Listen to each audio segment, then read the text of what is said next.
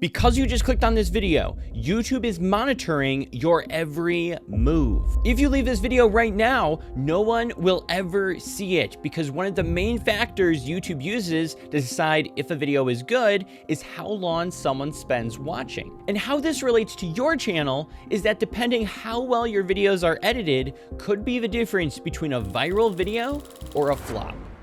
For example, one of the biggest mistakes you can make is having a branded intro. I'm sure you've come across these channels where they've got the bright colored intro and they're telling you to subscribe and they're showing you what their channel's about, and there's all these elements going around. That is a guaranteed way to not get any views on your video, so delete it immediately. Instead, you want to hook a viewer in and let them know verbally and visually that this video is going to meet their expectations. So your title and your thumbnail, whatever your video is about, has set an expectation of the value they're going to get. So they've clicked on the video, they want that value. Now you have to validate and let them know that, yes, I am going to deliver this value. There is good stuff coming up. Here are some visual elements, in the opening. And by doing this, you'll see a dramatic difference in your audience retention. Editing mistake number 2 is a lack of passion, emotion, and energy. And this is kind of a mix of a editing mistake and a you mistake, because if you're recording a video and it just sounds like, hey guys, today I'm going to show you how to edit videos in CapCut, people are going to think you're forced to do this. And so what I always tell people to do who are struggling with this is pretend you are speaking to a large amount of people. You are projecting your voice.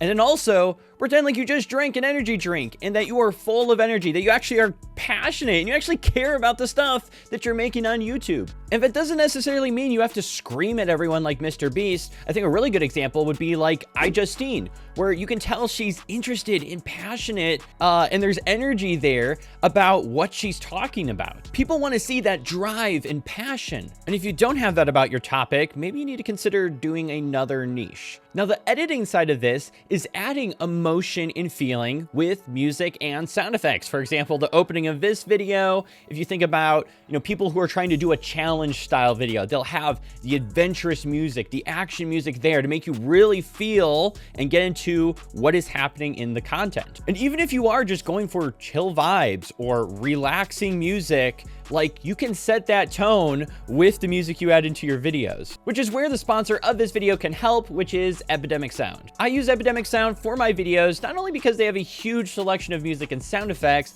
but they actually have stuff that sounds good. It's super easy to sort music by the mood or feeling that I'm going for, and then I can filter it down even further by genre, more specific moods, if I want there to be vocals or instrumentals, and the length. Like the way a certain part of a song sounds and want more tracks just like it, you can actually search using part of the song, and Epidemic Sound will help you find songs that sound similar. You can also create playlists and add your favorite songs to them, so you always have sounds you like for the mood you want viewers to feel. And at the recording of this video, Epidemic Sound has added Soundly's Hollywood-grade library of sound effects, making it even easier to make your videos sound professional. You can try adding feeling to your next project using Epidemic Sound with my link in the description. It comes with a 7-day free trial to make sure you absolutely love it. The third editing mistake that I commonly see across talking head channels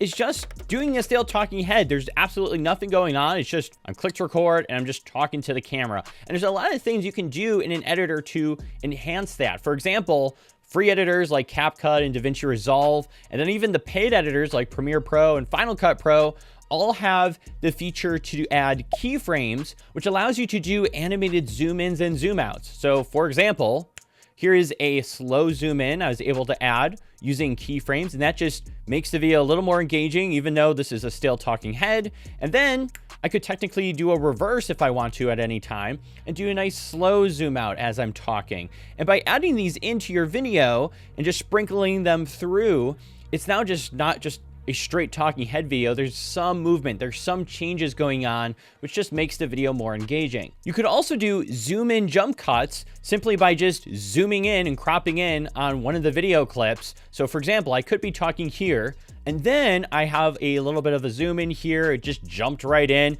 and just gave a little bit of a different camera angle. And now we're back out. And just sprinkling those through your videos as well can also enhance it. And on that same topic of visual engagement, editing mistake number 4 is no visuals. So I find a lot of people tell what they're going to do or tell what's about to happen in the video versus visually show us. And the more visual elements, like we're on YouTube, we're on a video platform. Like people come here for visual stuff. Like if you're doing a product review, in the first few seconds of that video, you should be showing us the product, showing us multiple clips, showing off the product. So we instantly know, okay, this is a review. We've got really good camera visuals here of whatever this person's reviewing. So that confirms visually that, yes, I'm going to get the value I want out of this video. But also number 2, depending on how good those visuals are, it could also communicate professionalism and that, oh, this is professionally done. I know this is going to be a good video review and not some just random person who doesn't know what they're talking about. Editing tip number 5 is pacing. And this is super important. And it can also be kind of hard to figure that out. But one of the main keys, I think, with pacing is, does this need to be here? Does the viewer need to see this part for it all to make sense?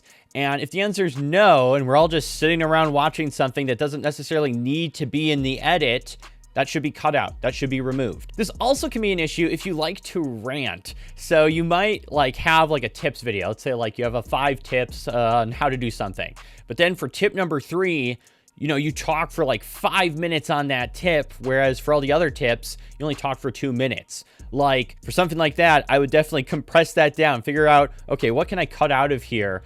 Yeah, they might need all that information, but how can we condense this and make it so that way the pacing fits? Find a way where you can get people the content they need, but also in a timely manner that isn't going to extend too long, because people can get bored. They could get, they could already understand the point and get the concept that you're trying to show or talk about.